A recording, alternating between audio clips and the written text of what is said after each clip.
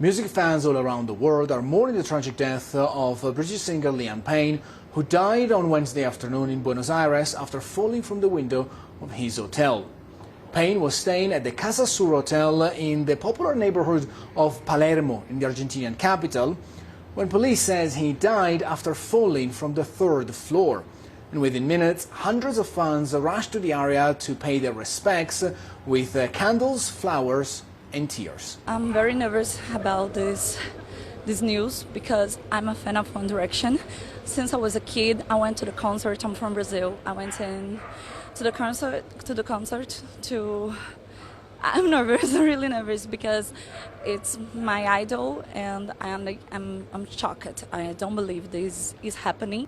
Payne was in Argentina for the concert of his former bandmate Niall Horan earlier this month. The two pop stars were part of the famed British boy band One Direction, which also included Harry Styles, Zayn Malik and Louis Tomlinson. The band took a break in 2015 and most of its members went on to solo careers, including Payne, who released a single in March. He leaves behind one son, Bear, born in 2017 to his former partner Cheryl Cole. Liam Payne was 31 years old. La policía ha logrado una investigación muy rápida que permitió llegar a estas 5 personas que son responsables de extorsión y que están vinculadas precisamente al llamado Tren de Aragua. De esta manera, el alcalde de Bogotá, Carlos Fernando Galán, informó del operativo policial que incluyó 8 allanamientos y permitió este golpe al Tren de Aragua. 2 de sus máximos cabecillas en la ciudad fueron apresados. Más de 2 años en esta estructura.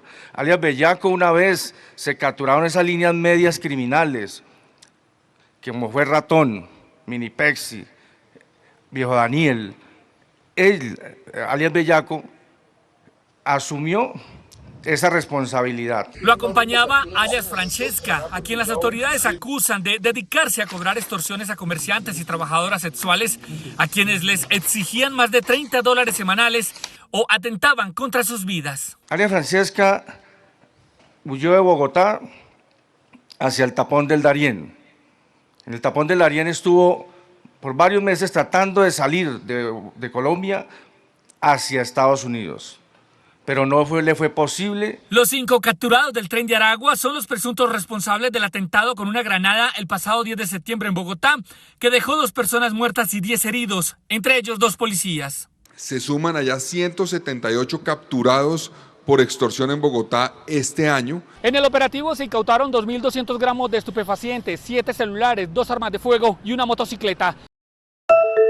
Israel ha matado a Yahya Sinwar, fuentes anónimas, imágenes extraoficiales, prensa hebrea. Todo había alertado aquí en la tarde sobre su asesinato, pero no ha sido hasta ahora que el ejército israelí y el ministro de Exteriores Israel Katz lo han confirmado. Sinwar desde el 6 de agosto había encarnado el máximo liderazgo de Hamas, asumiendo a la vez un rol militar y político tras el asesinato selectivo israelí de Ismail Haniyeh en julio en Irán. Sin embargo, en el caso de Sinwar, cerebro de las masacres del 7 de octubre en el sur de Israel, el ejército ha confirmado que lo asesinó durante combates de sus tropas de infantería contra milicianos. Según detallan medios israelíes, ayer, miércoles, una patrulla del ejército se topó con un grupo de militantes armados en el sur de la Franja de Gaza, en un edificio en Rafah, y abrieron fuego matando a 3, uno de los cuales se parecía a Sinwar. A partir de ahí se tomaron muestras y se realizaron las verificaciones de ADN y de piezas dentales que, como ha confirmado el ejército israelí, confirmaron su identificación. Sin Sinwar, sin Haniyeh, sin tampoco el líder de Hezbollah libanés Hassan Nasrallah, asesinado en Beirut también por Israel, el primer ministro israelí Benjamin Netanyahu habría cumplido a priori parte de sus objetivos militares, pero ahora surgen todas las preguntas sobre cómo seguirá su invasión y bloqueo en Gaza, donde prosigue con sus mortíferos bombardeos y ataques que han matado a más de 42.000 palestinos, y qué ocurrirá con los 97 rehenes que siguen cautivos en Gaza.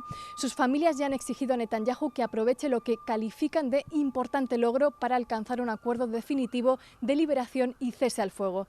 Desde Jerusalén, Yanira Gómez Muñoz para Telearuba.